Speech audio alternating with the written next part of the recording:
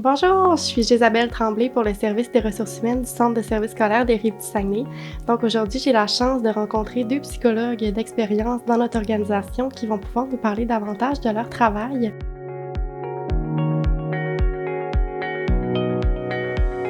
Donc bonjour les filles, je suis Bonjour, accompagnée allô. de Karine et Catherine.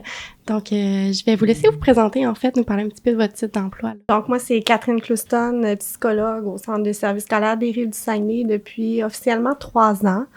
Mais ça fait 10 ans là, que j'œuvre quand même là, ici au Centre de services à titre de professionnel, mais j'ai occupé d'autres rôles et mandats.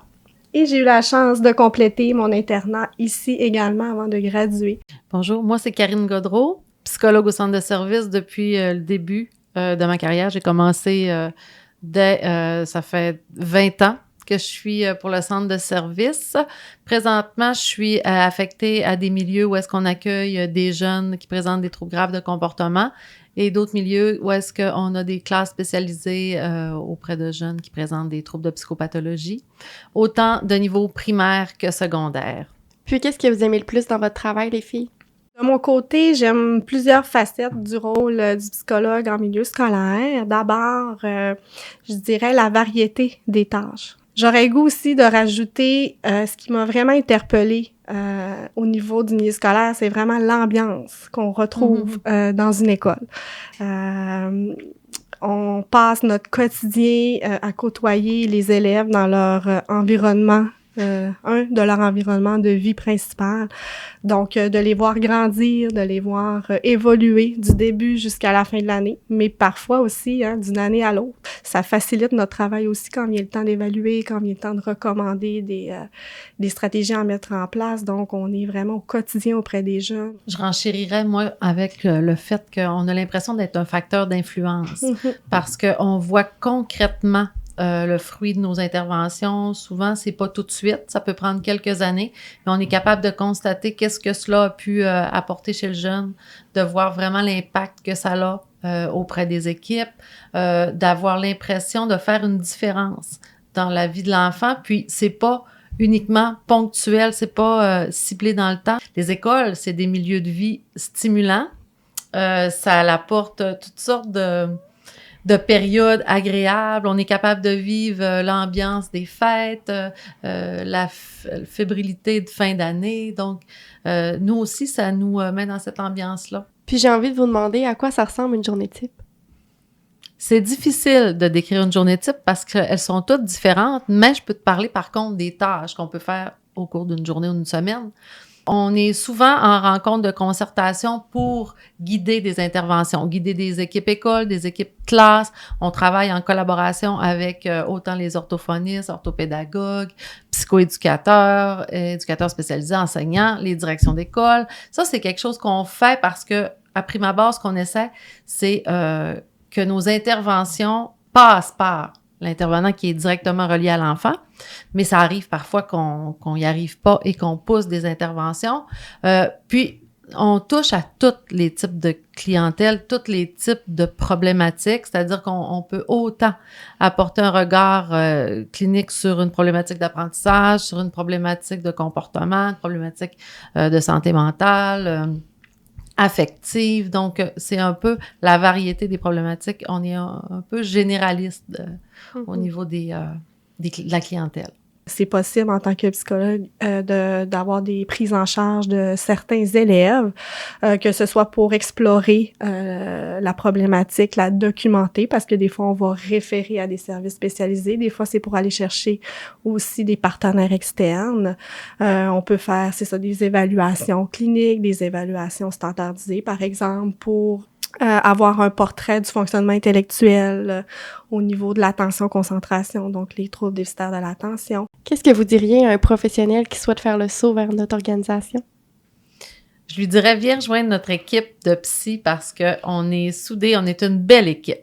On a du plaisir à travailler ensemble. Ça, c'est une des choses que je leur dirais. L'autre chose, c'est que on a une belle écoute de notre gestionnaire. Elle est sensible à nos besoins, à nos préoccupations, puis à trouver des solutions avec nous pour qu'on se sente bien au travail. Et un exemple d'écoute, en tant qu'équipe, on avait quand même nommé des préoccupations, des besoins.